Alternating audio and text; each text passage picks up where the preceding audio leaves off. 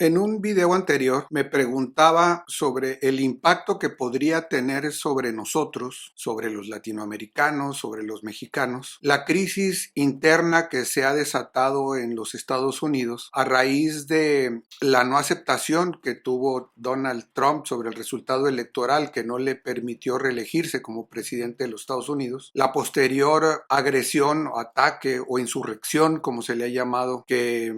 se manifestó en el intento de toma del Capitolio y la posterior secuela de desconocimiento o de deslegitimación del gobierno de Joe Biden por parte de los republicanos y sobre todo de la franja tanto política como social que sigue a Trump. Una crisis que tiene visos de no resolverse en el corto plazo. Pues no hemos necesitado demasiado tiempo para tener respuestas a esa duda. Esa respuesta nos las ha dado el propio Trump en el marco de la invasión de Rusia a Ucrania. Y en síntesis lo que plantea es que la verdadera amenaza para los estadounidenses no está tan lejos, no está a 15,000 kilómetros de distancia, sino que está muy cerca, en las propias fronteras de los Estados Unidos, y son los mexicanos. Aunque lo dijo de otra manera, asegurando que Vladimir Putin es un ejemplo a seguir con lo que está haciendo al cercar inicialmente a Ucrania o las fronteras de Ucrania con tropas, y Trump consideró que eso debería ser un ejemplo para repetirlo en las fronteras con México, insinuando por consiguiente que podría también invadir. Putin es un ejemplo de lo que se debe de hacer, dijo Trump, al acumular fuerzas militares a lo largo de la frontera en lo que dice es una verdadera fuerza de paz. Y lo hace en el momento en que el discurso y la narrativa norteamericana está concentrada en presentar a Rusia y particularmente a Putin como el demonio mismo, como el gran peligro para la estabilidad y la paz mundial. Tenemos que preguntarnos entonces por qué hace Donald Trump eso en este momento. Vamos a tiburonear en torno a esa pregunta para tratar de darle respuesta.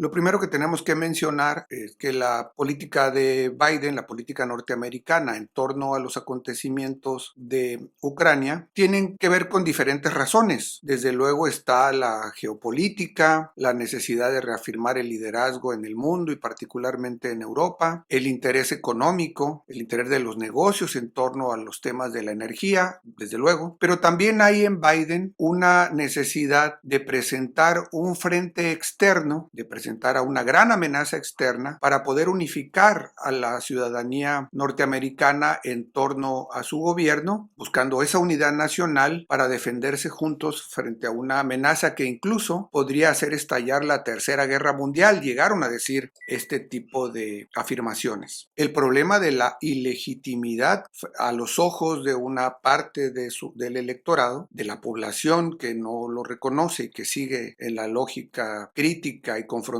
de Trump, le permite o incluso le obliga a utilizar este instrumento para buscar una unificación interna. Es además un enemigo que en la narrativa se ha convertido en una gran amenaza, pero que en términos prácticos, primero, estaría estallando una guerra a 15,000 kilómetros de distancia. Segundo, no está implicando la presencia de tropas norteamericanas, como ha sido en otras ocasiones, donde han estado presentes. Es decir, en esta ocasión los muertos no los pone Estados Unidos. Y tercero, le permite afianzar una presencia internacional que habría estado perdiendo justo a partir de la retirada que tuvo el propio Donald Trump en su presidencia de los organismos internacionales y de los territorios mundiales. Frente a esta situación, Trump reacciona y con sus afirmaciones de ejemplaridad de Putin y de poner al enemigo más importante en la frontera sur y personificarlo en los mexicanos, estaría buscando cubrir varios objetivos. Primero, con eso alimenta el discurso de sus xenófobos, racistas, supremacistas seguidores que necesitan tener reiterado y alimentado este tipo de planteamiento que tiene además como sus objetivos principales pues las minorías, los migrantes, los negros, las mujeres, etc. En segundo lugar, cambia el foco de la atención de la narrativa del peligro y lo coloca en un terreno para él muy favorable en términos de su discurso y de su propuesta de fortalecer fortalecer a los Estados Unidos desde el punto de vista interior.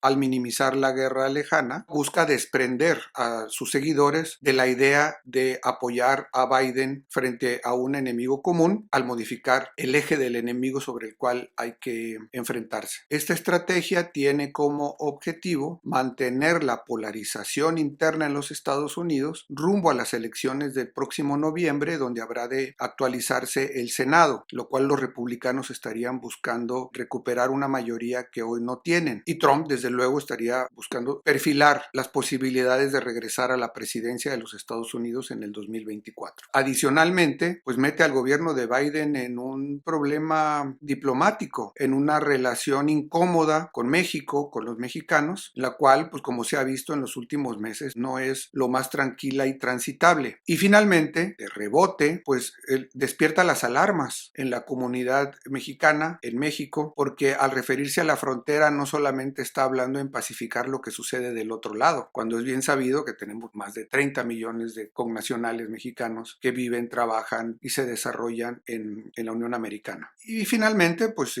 seguramente él también le está dando una ayudadita al propio Putin, de quien se ha dicho logró mantener una relación bastante llevadera, bastante cordial a lo largo de su presidencia, a la hora de ponerlo como un ejemplo a seguir en la estrategia que está llevando a cabo y no como el enemigo que habría que derrotar en este momento. A este tema me parece que se le ha prestado poca atención, particularmente en México. En todo caso, algunos comentarios simplemente lo consideran un arrebato más, una locura más de Trump, de esas cosas que no tienen mayor sentido. Sin embargo, me parece que tienen una lógica política muy clara y a la cual hay que prestarle atención. Deberemos mantener el ojo muy pendiente porque está nuevamente convirtiendo a los mexicanos como el enemigo principal, como el pretexto, como el chivo expiatorio sobre el cual seguirán construyendo un discurso rumbo a las elecciones del noviembre próximo. Amerita, por lo mismo, no solamente la atención de los mexicanos, sino que me parece no estaría mal alguna reacción de los órganos gubernamentales mexicanos en torno a esto que puede ir creciendo en los próximos meses.